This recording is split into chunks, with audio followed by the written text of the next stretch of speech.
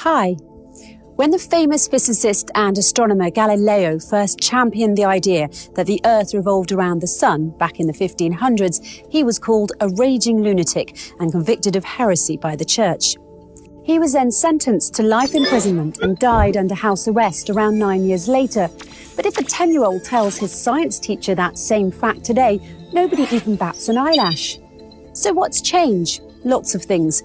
The world has evolved, new technologies have been developed that help us more accurately understand astronomy, for example. So poor old Galileo was not insane, he was simply before his time.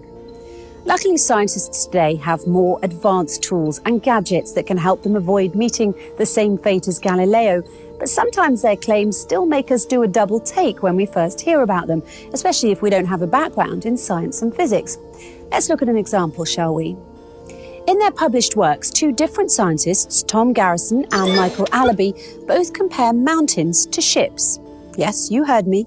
Mountains, those tall, massive structures that protrude out of the earth in such a stately, solid way, and ships sailing in the open water.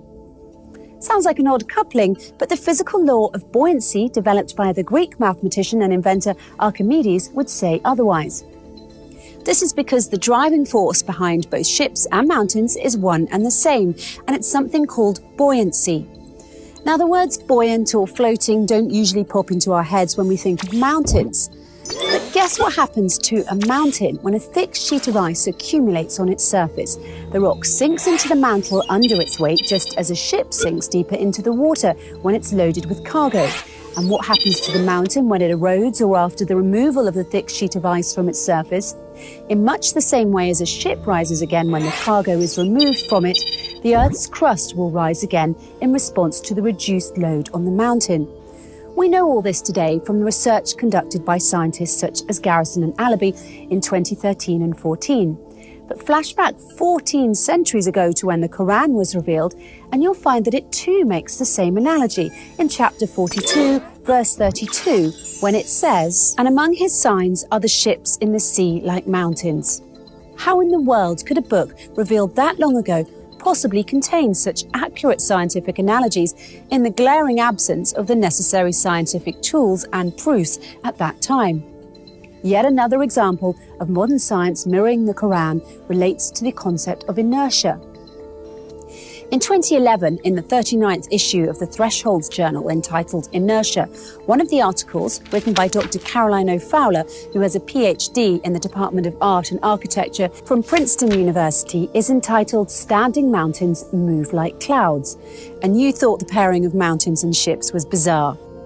In this article, Dr. Fowler offers her reflections on inertia using the artwork of a famous painter called Abraham Bloemaert.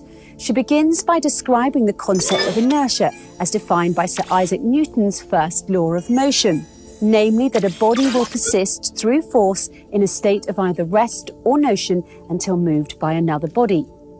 She then goes on to shower her praises on the painter for his ability to express this rather abstract concept of inertia with only the stroke of his paintbrush in a single picture. In her conclusion, Dr. Fowler further draws attention to the fact that Bloemaert moved towards an understanding of movement, which is not about setting things into motion through a violent force, but instead suggests the notion that the world may already be in movement. And like the mountains that move like clouds, movement and rest are two different, but ontologically equal states. It is impressive when art is able to depict scientific notions in a straightforward way. But long before Bloemaert, Newton or Galileo himself, it was the Quran that presented the understanding of force and movement as a relational concept.